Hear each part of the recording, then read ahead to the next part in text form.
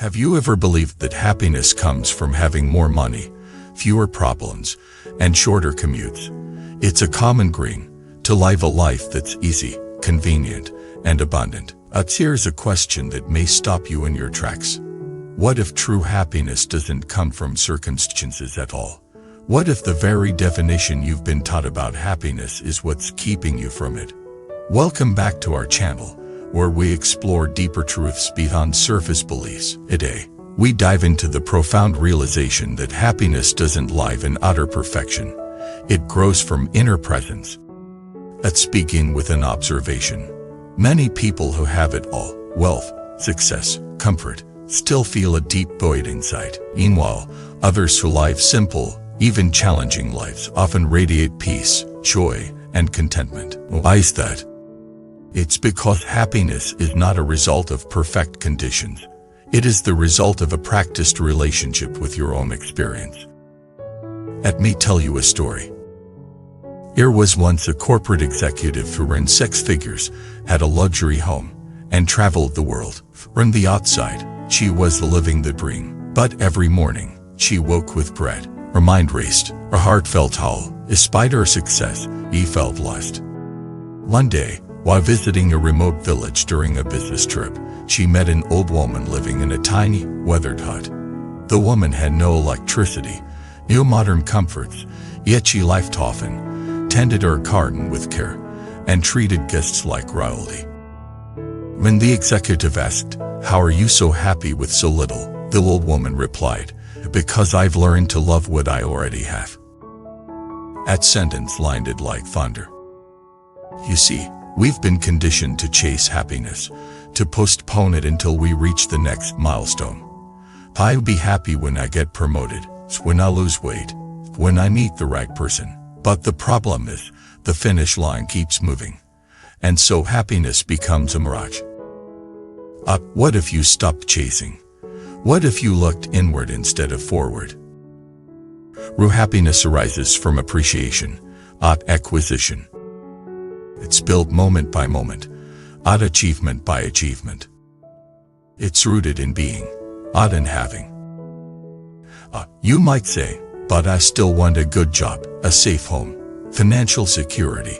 Of course, there's nothing wrong with wanting these. The danger is in believing that utterance guarantees inner peace. Because without awareness, more success can bring more stress, or comfort can bring more fear of loss, more possessions can bring more attachment and comparison. Real joy begins when you shift from "what do I want" to "what am I already given." Take a moment right now. Feel your breath. Listen to the sounds around you. Notice the rhythm of your body, the space you occupy, and you find a drop of gratitude there. If so, you've just touched the source of happiness. Let's explore a deeper dimension. In Buddhist wisdom, suffering doesn't come from pain, it comes from resistance. And happiness doesn't come from pleasure, it comes from non-attachment.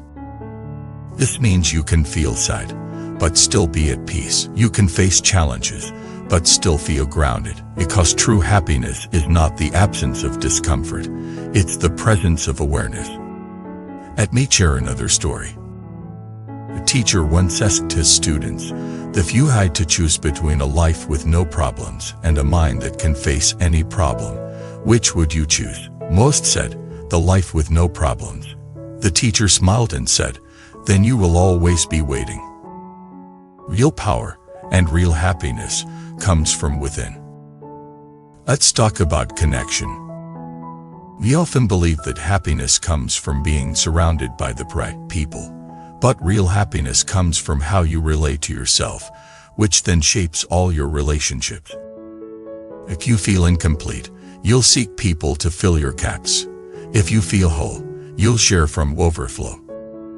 Relationships are mirrors. If you're anxious, they reflect it. If you're peaceful, they absorb it. So the most important relationship you'll ever cultivate is the one with your own presence. And you sit with yourself in silence. Can you forgive your flaws? Can you celebrate your small wins? So, happiness is already within you. Let's go practical. This. For one day, notice the small joys, the warmth of tea, the smile of a stranger, the quiet between words, and every time you notice, say silently, "This is enough." This practice rewires your mind from scarcity to sufficiency, from future chasing to present living. Let's be honest, life is not always easy. It happens, reef comes, rings fall apart, but even then, happiness can flicker beneath the sorrow.